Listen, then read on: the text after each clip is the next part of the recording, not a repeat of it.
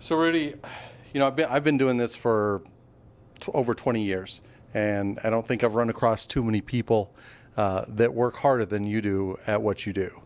Um, where does that come from? Where does that internal drive come from? I think it just came starting in high school. My coach always got on us to be in the gym and work, and I think I just saw that if you want to get better, you got to come in on your own time. I saw guys older than me in high school that would come in and put in extra time, so I thought I needed to do that, and I think it was just instilled in me from then that I always got to work to outcompete someone.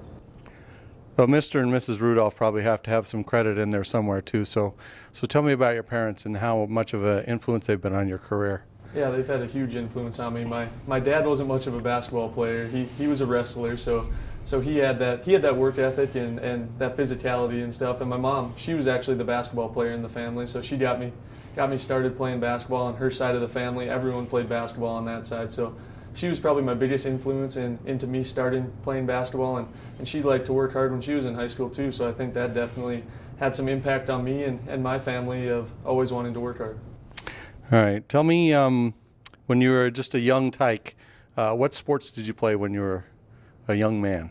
Yeah, in North Dakota, most kids play every sport pretty much. So when I was young, I played football, I played basketball, I played baseball. But then once I got to high school, I played football, I played basketball, but then I also did track. I threw javelin in track my junior and senior year, and those were the three sports I mainly played. At what point, and was there anything significant that happened on the basketball side of things that made you feel like, oh, you know what, I'm actually not too bad at this, and this is maybe something I want to pursue? Well, I was always kind of one of the taller kids when I was younger, and I thought I always had the most success when I was playing basketball. Like other sports, it took me longer to have success in some of those sports, and I found that I was able to have early success in basketball. So I think I gradually just said I like this sport more because I'm doing better at it, and I think that's just always. Then I eventually grew that love for the game and had it ever since. All right, I want to show you a photo, and I want you to tell me about this guy. Yeah, that's freshman year me, coming in, not knowing what to expect here at Minot State, and I kind of had a rough go of it my freshman year. I sprained my ankle to start the year and was out for a little bit, and then once we started official practice, I got sick with mono, so I was out for a week, had to go back to Bismarck, and didn't get to experience the first week to practice. So it was kind of a rough start for me, but then I just learned and came back, and Coach Merkin and the coaching staff really did a good job with me, learning all the plays and learning what I need to do to get on the court, and I just eventually got on the court and was able to find success. All right. 4 years later, we have this guy. Yeah. Tell me about this Tyler Rudolph.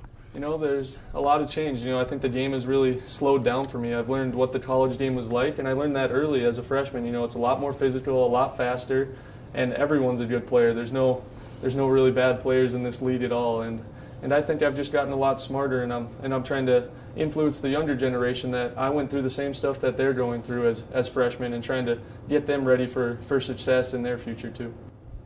When you do break this record, you're obviously in the middle of a season and a great season. So I don't know that you've had time to really kind of reflect and think about it. But what will it mean to you when you think about all the guys that have gone through here and put on a Minot State uniform, and you've scored more points than any of them? Yeah, I think it'll be a big honor knowing just some of the guys that have played here, and I've obviously met some of the greats that have played here, and it's awesome just to have my name with theirs. But I haven't really looked too much on it right now because we're mid-season, and I'm mainly focused on trying to win games here at Minot State, and I think that'll be my biggest reflection when I'm done here. At what point do you think you'll be able to kind of look back on it and say, hey, this was really an outstanding achievement, and I had a great career here? It's hard to say, but whenever I'm done playing and I don't get to come to practice every day and stuff like that, I think I'll start to look back and look back at all the successes and the failures I've had and the teams we've had and the wins and losses. And I think, once I'm done here, I'll start looking back on that stuff. All right, I'm going to show you another photo of a North Dakota guy. He's actually pretty famous. So tell me what you think about that guy. He's obviously a Century guy as well, and someone that you know very well. the way he conducts himself and carries himself, do you kind of try and not emulate, but do you look at that and say, hey, that's really the way it should be? Yeah, he's definitely a role model for North Dakota, and all young kids and young athletes are gonna try to be just like him, and it's awesome because he's such a great guy. And I was a freshman, when he was a senior in high school, and I think that's where part of the work ethic comes in too, because that guy was in the weight room, he was in the gym, he was on the field, he was just in all the time putting in that extra effort, and I think that's something that young kids and myself look up to, and definitely one of my role models.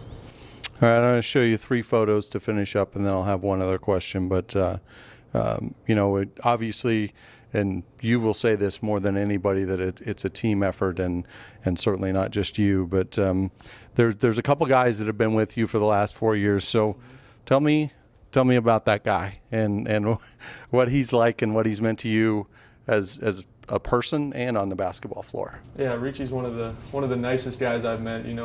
He's really mature, and he's just easy to talk to. He's one of those guys that wants to get to know everyone. He doesn't care if you're just a stranger in the hallway. He's going to come up and talk to you, try to get to know you, know where you're from. And then on the court, he's one of the best, probably the best point guards I've played with. He's always looking to get the team involved. It's not about him, and it's never been about him. It's been about the team's success. And he just wants to make sure that he's good at running the team. Make sure that everyone's in the right place at the right time and knows why you're there. And I think he's been a great leader for this program and helped us definitely to the successes we've had today.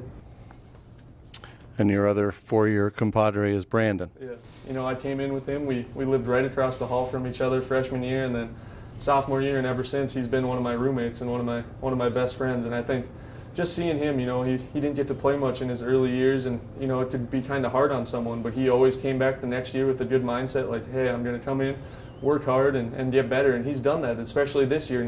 We asked him to be a big defender and help us, and he's stepped into that role and made us such a great defensive team, and definitely helped us a lot this year. And the last photo, Coach Merkin. Yeah. What has he meant to you? It's meant a lot. He's the one that recruited me and got me here. I've been talking to him since, coming out of high school. I came on my visit and he brought me up here, and he's been my coach all these years, and he's also been a big influence on that work ethic. He comes in and he preaches that you're not going to get better unless you come in and put that extra work. You can't just show up to practice every day and expect to have success. I think that's one of the biggest things. He's there, and he always pushes you. No matter what player you are, he's going to push you to get the best out of you and for you to work your hardest, no matter if it's in practice, during a game, or preseason or postseason. He's going to push you all the time.